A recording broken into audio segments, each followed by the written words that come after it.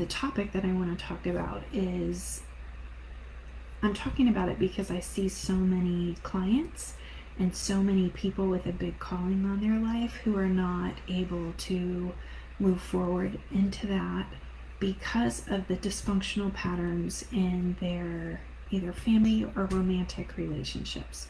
I see it over and over. When you are constantly in trauma and chaos, it is that much harder to get clear on your identity and start walking that out in a really clear and healthy way, which is really what it takes to be able to build a purpose-based business.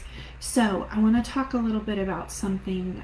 For those of you who know me, you may already know this, and for those of you who are just getting to know me, you may not. But I was married previously. I got married 1 year out of high school to a pastor who I didn't realize it at the time had a pretty bad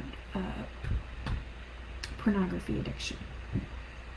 And we were married 8 years, and I won't go into all the details of what that looked like, but long story short is that I felt like it became the core of the healing work I have done in my life, because I was just in that much pain. And I was also determined that if the marriage didn't survive and didn't heal, it wasn't going to be because of me. I was going to do everything that I could and everything that God showed me I needed to do to become a healthier person, because I was broken inside, and so I was attracted to a broken person. Does that make sense? Because we tend to like attracts like. And so the wounds of my childhood that I had not dealt with fit really perfectly with the wounds of his childhood that he had not dealt with. And we got married and created a perfect storm. And I will tell you that I still love this man. He was a good man. He had been through some horrific trauma. And I, at the end of things, recognized that what he had been through, it would have been more painful for him to sort through that and stay in the marriage than it was to just lose me. Does that make sense? So today, what I want to say, because here's one of the things that really was, even my pastor was recommending that I end the marriage by the end. And he and his wife really walked with me closely and knew exactly what was going on. And I still stayed, even after those close to me were like, it's time to go. And here's why. Because I remember telling my parents, nothing that's happening isn't covered by for better or for worse. And so I really wrestled with, should I stay? Because I promised to stay.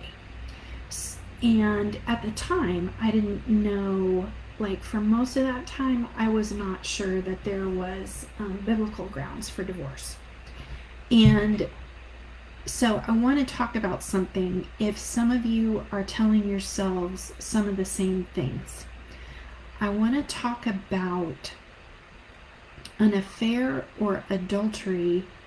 By definition, is when we make something more important than the sanctity and the covenant of our relationship that we promised in front of God to love, honor, and cherish in sickness and health till death do us part.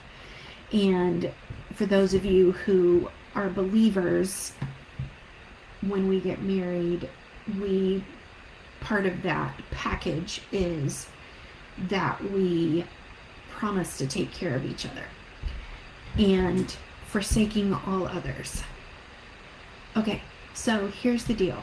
And this is admittedly a controversial perspective, so you guys, if you disagree with me, feel free to put that in the chat. We can have some good, respectful dialogue about it. But here's the thing. Our hierarchy, I never remember how to say that word, of relationships is meant to be us and God, then our spouse and family, and then down from there. So anything I put at the top of the hierarchy over my marriage or God is going outside the relationship. It is, in effect, an affair. And you can do that with religion. You can do that with work. You can do that with alcohol. You can do that with pornography. You can do that with shopping. You get the point? So that is my actual definition of an affair. Anything that I consistently put before the good of my relationship with God and my marriage can become an affair. So why is this important?